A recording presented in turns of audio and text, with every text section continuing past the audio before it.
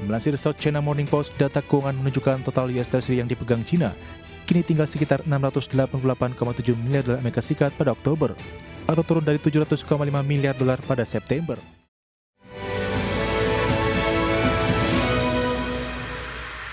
China memangkas kepemilikan obligasi pemerintah Amerika Serikat atau US Treasury ke level terendah sejak tahun 2008. Langkah ini terjadi di tengah meningkatnya kekhawatiran soal keberlanjutan utang Amerika Serikat serta independensi Bank Sentral Amerika Serikat, the Federal Reserve. China memangkas kepemilikan obligasi pemerintah Amerika Serikat atau US Treasury ke level terendah sejak tahun 2008. Langkah ini terjadi di tengah meningkatnya kekhawatiran soal keberlangsungan utang Amerika Serikat, polemik plafon utang, serta independensi Bank Sentral Amerika Serikat, the Federal Reserve. Melansir South China Morning Post, data keuangan menunjukkan total US Treasury yang dipegang China kini tinggal sekitar 688,7 miliar dolar Amerika Serikat pada Oktober, atau turun dari 700,5 miliar dolar pada September. Angka ini menjadi yang terendah dalam 17 tahun terakhir dan merosot lebih dari 47% dibandingkan puncaknya pada November 2013 yang hampir mencapai 1,32 triliun dolar Amerika Serikat. Sejak Maret, China juga turun ke posisi ketiga pemegang US Treasury terbesar di dunia di bawah Jepang dan Inggris. Tren pengurangan ini sebenarnya sudah berlangsung sejak masa jabatan pertama Presiden Donald Trump, meski lajunya tidak selalu konsisten.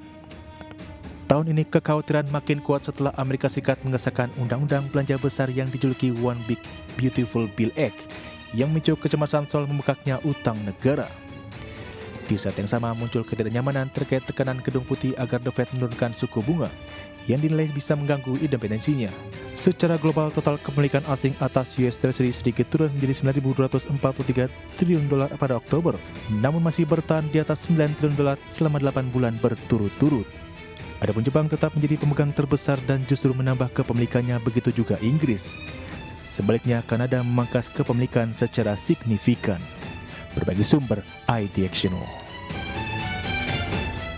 Bank of Japan menaikkan suku bunga ke tingkat yang belum pernah terjadi dalam 3 dekade. BOJ juga mengambil langkah penting dalam mengakhiri puluhan tahun dukungan moneter besar-besaran dan biaya pinjaman mendekati nol. Pada Jumat 19 Desember, Bank Sentral Jepang menaikkan suku bunga jangka pendek dari 0,5% menjadi 0,75% dengan suara bulat. Langkah ini menggarisbawahi keyakinan Bank Sentral bahwa Jepang berada di jalur yang tepat untuk mencapai target inflasi 2% secara stabil, yang didukung oleh kenaikan upah dan siap untuk menormalisasi kebijakan moneter yang berkelanjutan. Langkah ini membawa suku bunga ke level yang belum pernah terlihat sejak tahun 1995 ketika Jepang terguncang akibat pecahnya gelembung inflasi aset yang menyeret BOJ ke dalam pertempuran berkepanjangan melawan deflasi. BOJ juga menambahkan bahwa karena suku bunga real masih berada pada level yang sangat rendah, Bank Sentral akan melanjutkan kenaikan suku bunga apabila proyeksi ekonomi dan harga terrealisasi sesuai perkiraan.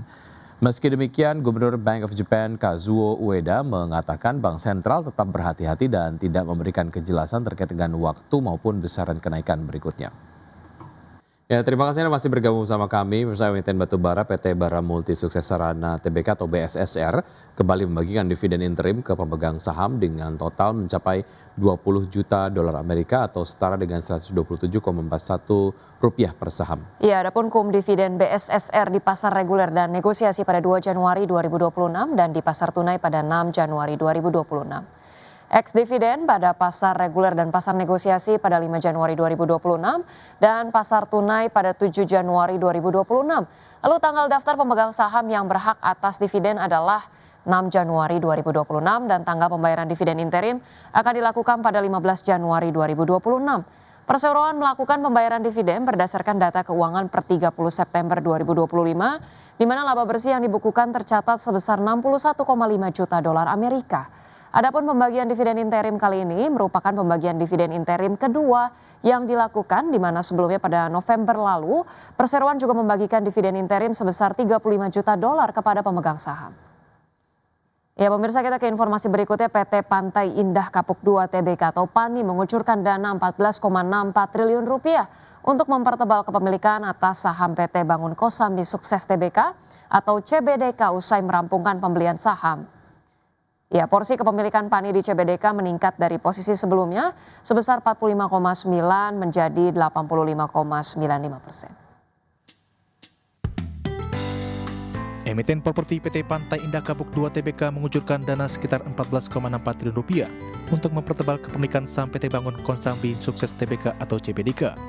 Berdasarkan laporan keterbukaan informasi, PANI meningkatkan porsi kepemilikan di CBDK menjadi 85,95% atau melonjak dari posisi sebelumnya yang sebesar 45,90%.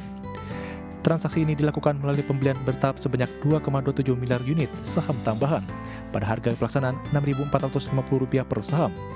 Dengan total nilai Rp14,46 triliun, pembelian dilakukan dalam 5 kali transaksi pada 15 hingga 19 Desember 2025. Dengan kepemilikan total kepemilikan PANI atas saham CBDK mencapai 4,87 miliar unit. Adapun biaya jumbo senilai Rp14,64 triliun tersebut bersumber dari dana right issue yang baru saja dirampungkan PANI. Dengan total dana segar yang berhasil dihimpun mencapai Rp16,7 triliun. Artinya PANI mengalokasikan sekitar 87% dari total dana hasil right issue untuk memperkuat struktur permodalan di CBDK. Sisa dana direncanakan akan digunakan untuk menambah penyertaan di entitas anak lain seperti PT Panorama Eka Tunggal, PT Cahaya Inti Sentosa, dan PT Karunia Utama Selaras.